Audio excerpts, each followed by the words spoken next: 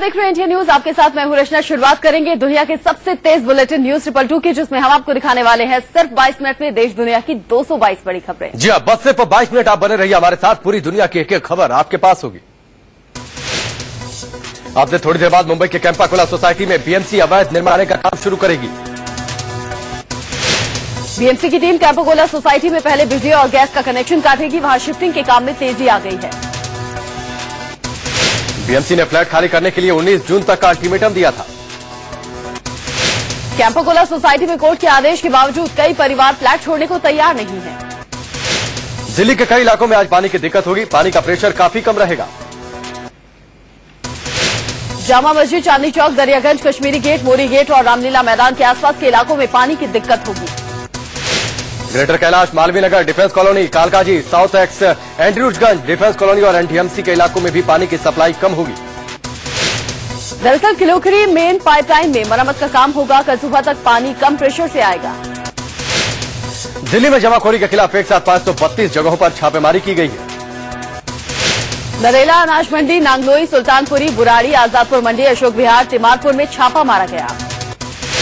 शकुर बस्ती, शालीमार बाग, ओखला मंडी, नजफगढ़, पालम, मंडावली, गाजीपुर, शाहदरा और ब्रह्मपुरी में भी जमाखोरी के खिलाफ छापा पड़ा।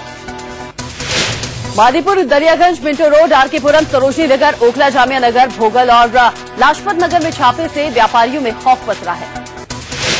इसके लिए खाद्य आपूर्ति विभाग की 70 टीमें गठित की गई हैं। इसके लिए दिल्ली पुलिस के जवानों को भी लगाया गया। उपराज्यपाल का आदेश है कि अगर कोई भी जमाखोर पकड़ा जाता है तो उसके सारे गोदाम सील कर दिए जाएं।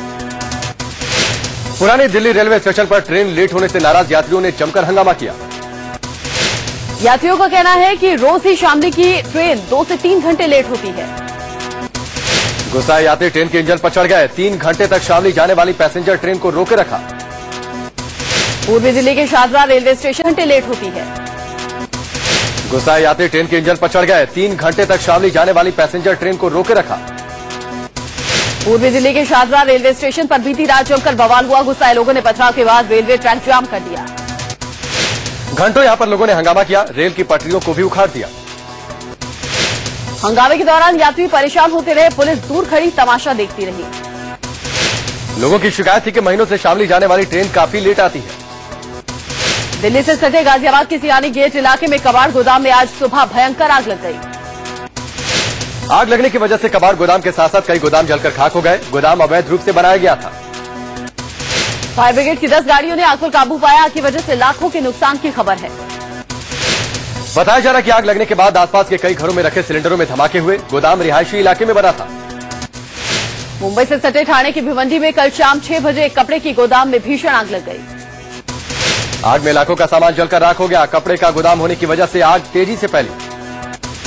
आग की खबर मिलते ही फायर ब्रिगेड की 12 गाड़ियां मौके पर पहुंची। फायर फाइटर की गाड़ियां कम पड़ी तो 3 और गाड़ियां मौके पर बुला ली गई। करीब 5 घंटे की कड़ी मशक्कत के बाद आग पर काबू पाया गया। आग कैसे लगी, वजह साफ नहीं हो पाई। गोदाम में ग्रे माल और कई गठान पड़े हुए थे, जिसकी वजह से आग तेजी से भड़की। जम्मू कश्मीर के कठुआ में पहाड़पुर पोस्ट के पास बीती रात बीएसएफ ने एक पाकिस्तानी नागरिक को गिरफ्तार किया। अब खबरें इराक संकट की। इराकी वायुसेना ने इराक में आतंकवादियों के खिलाफ हवाई हमले का फुटेज जारी किया। इराकी वायुसेना का दावा है कि इस हमले में करीब 55 आतंकवादियों को मार गिराया गया है। इराक के मोसुल शहर में अगवा 40 भारतीयों के परिवार वालों ने विदेश मंत्री सुषमा स्वराज से मुलाकात की है। होशियारपुर, गुरदासपुर, अमृतसर से पहुंचे पीड़ित परिवार के लोगों को सुषमा स्वराज ने भरोसा दिलाया कि उनकी रिहाई के लिए सरकार हर मुमकिन कोशिश कर रही है। विदेश मंत्री ने कहा कि इराक में काम कर रही संस्थाओं के जरिए अगवा हुए लोगों से संपर्क साधने की कोशिश की जा रही है। विदेश मंत्रालय के प्रवक्ता सैयद अकबरुद्दीन ने कहा कि इराक सरकार ने उस ठिकाने का पता कर लिया है जहां भारतीयों को बंधक बनाकर रखा गया है। विदेश मंत्रालय के प्रवक्ता सैयद अकबरुद्दीन ने कहा कि जब तक सभी भारतीय अपहरणकर्ताओं के चंगुल में हैं, तब तक उन्हें सुरक्षित नहीं माना जा सकता। जियारत का इराक गया लखनऊ का एक परिवार बिगड़े हालात के बीच बमुश्किल वापस वतन लौट आया है। जैदी परिवार के मुताबिक वापसी के दौरान आतंकियों ने इनकी बस पर भी हमला किया था, लेकिन वो लौटने में कामयाब रहे। यूपी के मऊ के करीब 40 छात्र इराक में फंसे हुए हैं। ये सब वहां पढ़ाई के लिए गए थे। परिवार वाले इनकी सुरक्षा को लेकर बेहद फिक्रमंद हैं। इराक में जिन 40 भारतीयों को अगवा किया गया है, उनमें हिमाचल के कांगड़ा के भी 3 युवक हैं। इनके परिजनों ने सांसद से मिलकर मदद की गुहार लगाई। इराक में बंधक बनाए गए 40 भारतीयों और संकट में फंसे हजारों लोगों के लिए पंजाब के अमृतसर में भारी संख्या में लोगों ने कैंडल मार्च निकाला। इराक में केरल के कोट्टायम से एक परिवार की 3 लड़कियां भी फंसी हुई हैं। ये तीनों नर्स की नौकरी के लिए वहां गई थी। इराक में कुल 46 नर्सें फंसी हैं और इनकी सलामती को लेकर इनके घर वाले परेशान हैं। यूपी के जौनपुर में शिया समुदाय के लोगों ने इराक में भारतीयों को अगवा किए जाने का विरोध किया।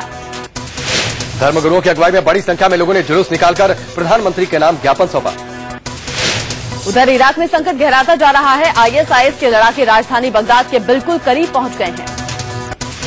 उद्योगपति मुकेश अंबानी ने कहा है कि इराक संकट की वजह से पेट्रोलियम के दाम बढ़ जाएंगे।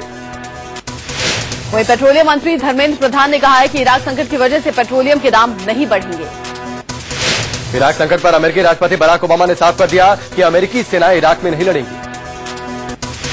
ओबामा ने जरूर कहा कि अमेरिका इराक में 300 सैन्य सलाहकार भेजने के लिए तैयार है। इसके अलावा ओबामा ने यह भी कहा कि इराक में स्थिरता चाहता है अमेरिका, लेकिन इराक को वो आतंकियों का स्वर्ग नहीं बनने देगा। ओबामा ने कहा कि अमेरिका इराक में गृह युद्ध नहीं चाहता और साथ ही वो एक समुदाय की मदद दूसरे समुदाय की कीमत पर नहीं करेगा।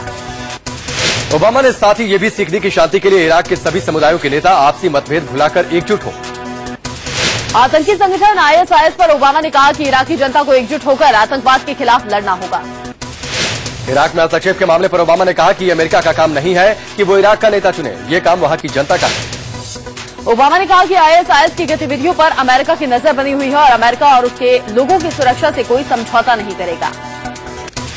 मोदी सरकार योजना आयोग को खत्म करने पर विचार कर रही है। सूत्रों के हवाले से खबर है कि केंद्र सरकार योजना आयोग के नाम पर और उसकी रूपरेखा बदलने की तैयारी पूरी कर चुकी है। बताया जा रहा है कि योजना आयोग के बदले स्वरूप में सभी राज्यों के प्रतिनिधियों को शामिल किया जाएगा। प्रधानमंत्री नरेंद्र मोदी ने कैबिनेट की आधा दर्जन कमेटियों का पुनर्गठन किया है। प्रधानमंत्री मोदी खुद 4, अरुण जेटली 5 और सुषमा स्वराज को 3 कमेटियों में रखा गया है। गृह मंत्री राजनाथ सिंह इकलौते ऐसे नेता हैं जो सभी 6 कमेटियों में हैं। नियुक्ति संबंधी कैबिनेट कमेटी में प्रधानमंत्री नरेंद्र मोदी के अलावा गृह मंत्री राजनाथ सिंह हैं। तो वहीं सुरक्षा संबंधी कैबिनेट कमेटी में प्रधानमंत्री के अलावा गृह मंत्री, विदेश मंत्री और वित्त मंत्री को रखा गया है।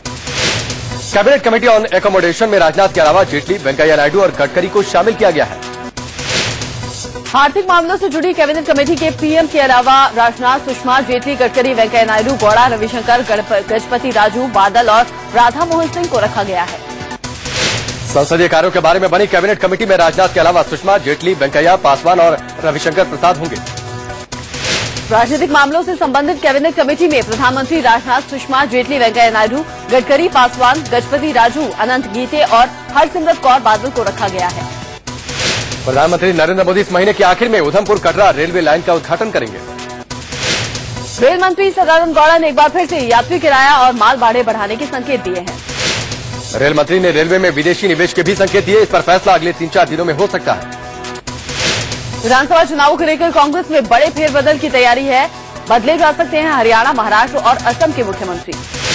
कई राज्यों के कांग्रेस अध्यक्ष और AICC में भी बदलाव की तैयारी है। सूत्रों से खबर है कि कांग्रेस आलाकमान सीएम पृथ्वीराज चौहान को हटाने की तैयारी में है। बजट सत्र से पहले चौहान को हटाने की तैयारी है। चौहान के बदले शिंदे को सौंपी जा सकती है महाराष्ट्र की कमान। शिंदे फिलहाल अमेरिका में है और उसे जल्द वापस लौटने को कहा गया है। महाराष्ट्र के मुख्यमंत्री की रेस में सुशील कुमार शिंदे के अलावा राजस्व मंत्री बाला साहब थोराट और कृषि मंत्री राधाकृष्णन विखे पाटिल का नाम शामिल है। शिवसेना सुप्रीमो उद्धव ठाकरे ने कहा है कि 23 जनवरी को महाराष्ट्र में उनकी सरकार बनेगी। शिवसेना प्रवक्ता संजय राउत ने एक बार फिर से कहा कि महाराष्ट्र में एनडीए के सीएम उद्धव ठाकरे ही होंगे। शिवसेना प्रमुख उद्धव ठाकरे के बेटे आदित्य ठाकरे ने विधानसभा चुनाव में कम से कम 150 सीटें जीतने का टारगेट रखा है। उद्धव ने राज ठाकरे पर इशारों में हमला करते हुए उन्हें मामा शकुनी कहा है। कहा कि पार्टी तोड़ने की बहुत कोशिश की लेकिन कामयाब नहीं हुए।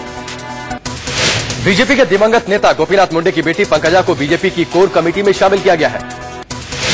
कोर कमेटी ने पंकजा को केंद्रीय मंत्रिमंडल में शामिल करने का प्रस्ताव भी मंजूर किया है। प्रस्ताव केंद्रीय नेतृत्व को भेज दिया गया है।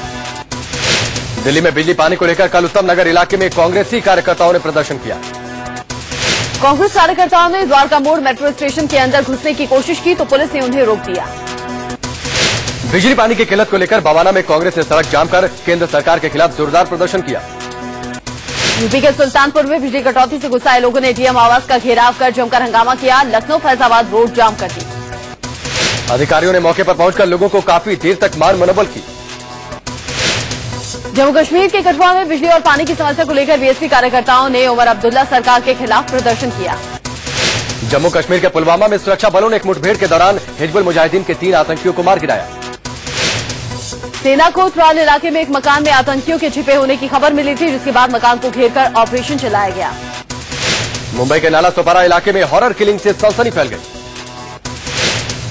16 साल का लड़का 19 साल की प्रेमिका के साथ यूपी से मुंबई भाग कर आया, लेकिन लड़की के घर वालों ने कुर्ला टर्मिनस पर दोनों को धर दबोचा।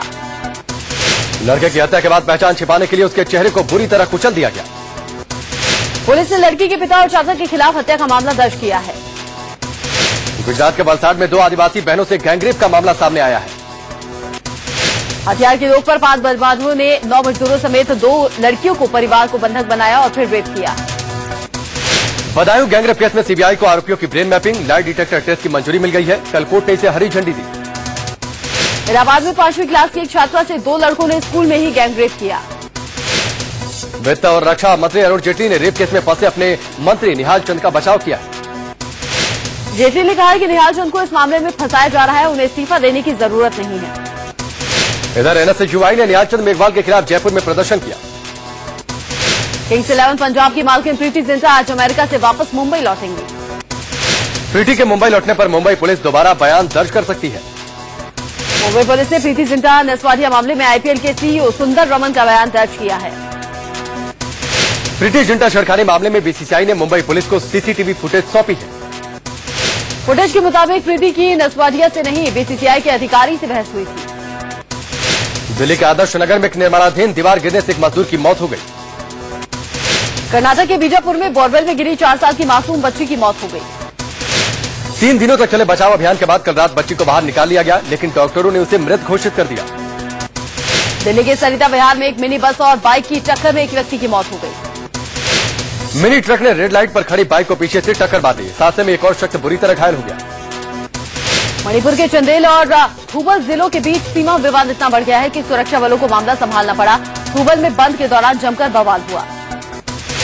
दिल्ली से सटे गाजियाबाद के विजयनगर इलाके में एक बोरे में बंद एक युवक का शव मिला।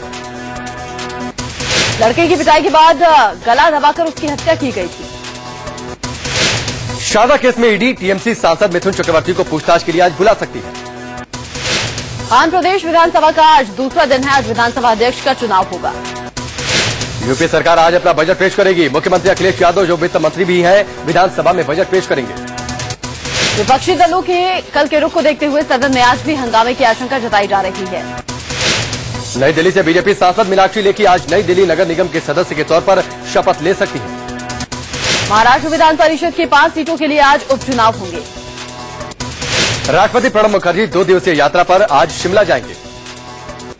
तुलसी प्रजापति एनकाउंटर मामले में आज सीबीआई कोर्ट में सुनवाई होगी। हरियाणा के पूर्व मुख्यमंत्री ओम प्रकाश चौटाला की जमानत याचिका पर आज दिल्ली हाईकोर्ट में सुनवाई होगी।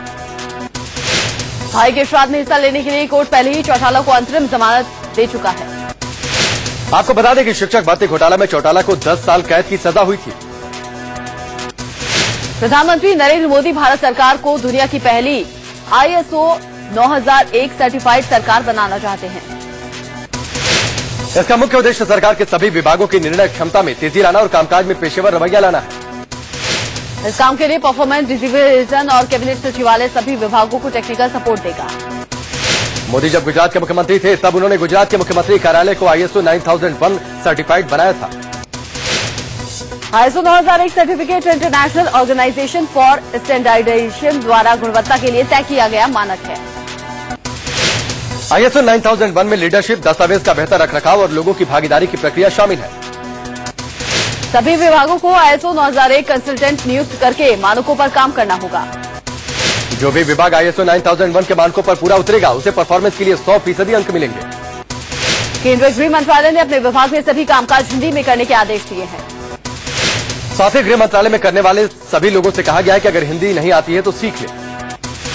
साथ ही गृह मंत्रालय ने सोशल मीडिया में भी हिंदी को बढ़ावा देने की बात कही है। वहीं हिंदी में कामकाज करने के गृह मंत्रालय के आदेश का डीएमके ने खुलकर विरोध किया। डीएमके सुप्रीमो एम करुणानिधि ने इसे गैर हिंदी भाषियों पर हिंदी थोपने की कोशिश करार दिया। वहीं किरण रिजिजू का कहना है कि हिंदी राजभाषा है, इसलिए मंत्रालय ने इसे बढ़ावा देने की बात कही है। साथ ही रिजिजू ने कहा कि इसका मतलब ये नहीं कि क्षेत्रीय भाषाओं को नजरअंदाज किया जा रहा है। ओडिशा विधानसभा में हिंदी पर पाबंदी लगा दी गई है, लेकिन अंग्रेजी पर कोई पाबंदी नहीं।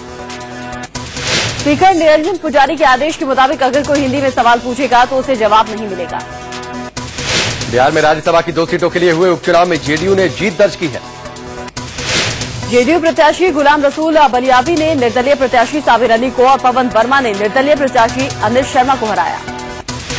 जेडीयू के 21 विधायकों ने क्रॉस वोटिंग की। कांग्रेस और आरजेडी के भी 2 विधायकों ने क्रॉस वोटिंग की। देश के बागी विधायकों ने बीजेपी समर्थित निर्दलीय उम्मीदवारों अनिल शर्मा और साबिर अली के समर्थन में वोट दिए। क्रॉस वोटिंग के बावजूद आरजेडी के समर्थन के चलते जेडीयू जीत हासिल करने में सफल रही। पटना विधानसभा में राज्यसभा उपचुनाव के दौरान हंगामा भी हुआ। केंद्रीय मंत्री निर्मला सीतारमण को आंध्र प्रदेश से राज्यसभा के लिए मनोनीत किया गया। एमपी के ग्वालियर में पुलिस ने पीएमटी फर्जीवाड़े मामले में 6 लोगों को गिरफ्तार किया। गिरफ्तार आरोपियों में 4 छात्र हैं, जबकि 2 छात्रों के पिता हैं। वहीं इंदौर में भी पीएमटी फर्जीवाड़े के 5 आरोपी पुलिस के हत्थे चढ़े। कल इंदौर से 18 आरोपी छात्रों को हिरासत में लिया गया था। वहीं पीएमटी फर्जीवाड़े में शिवराज सिंह चौहान के पूर्व सचिव प्रेम प्रसाद और उनकी बेटी अनीता कुमारी से एसटीएफ ने पूछताछ की है। प्रेम प्रसाद और उनकी बेटी अनीता ने कोर्ट में अग्रिम जमानत याचिका दायर की है। इस पर सुनवाई 21 जून को होगी। हिमाचल के मंडी हादसे को लेकर राज्य सरकार ने हाईकोर्ट में रिपोर्ट सौंप दी है। रिपोर्ट में लारजी बांध प्राधिकरण को दोषी ठहराया गया है। रिपोर्ट में मंडी जिला प्रशासन को भी वक्त रहते राहत कार्य नहीं शुरू करने का दोषी बताया गया। कोर्ट ने राज्य सरकार को कहा है कि भविष्य में इस तरह के हादसे न हो, इस पर भी एक रिपोर्ट तैयार की जाए।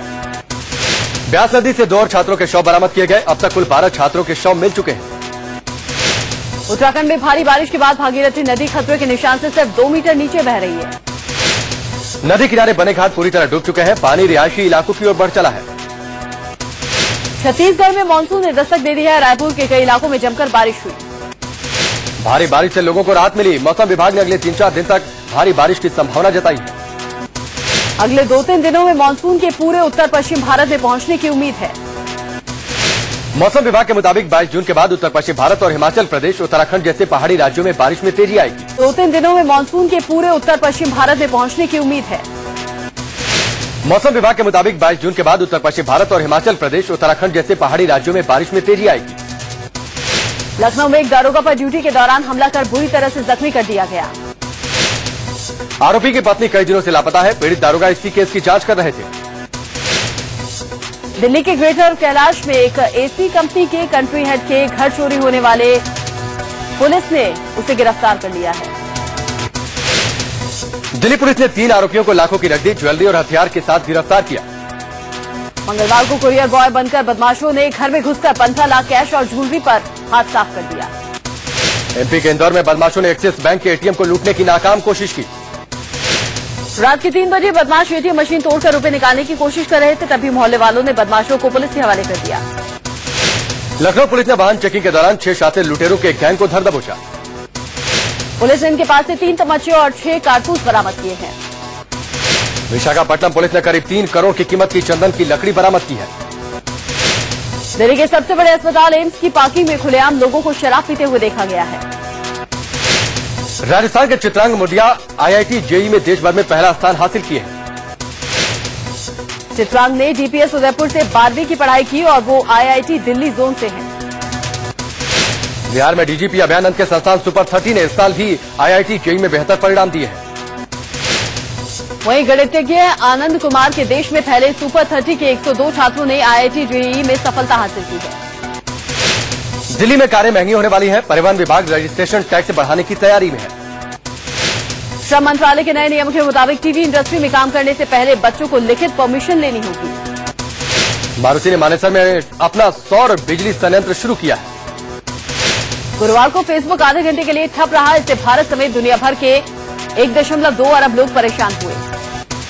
करीब 30 मिनट तक फेसबुक पर लॉगिन करते वक्त उस पर साइट के गड़बड़ होने का मैसेज दिखा। किराए पर ऑफिस लेने के लिहाज से दिल्ली का कनॉट प्लेस दुनिया का 8वां सबसे महंगा स्थान है। डॉलर के मुकाबले रुपए में मजबूती देखने को मिली। गुरुवार को पहले गिरावट और फिर आखिरी में 31 पैसे की मजबूती के साथ 60 रुपए 8 पैसे पर बंद हुआ रुपया। स्विट्जरलैंड के बैंकों में एक साल के दौरान भारतीय द्वारा जमा धनराशि में 40% का इजाफा हुआ है।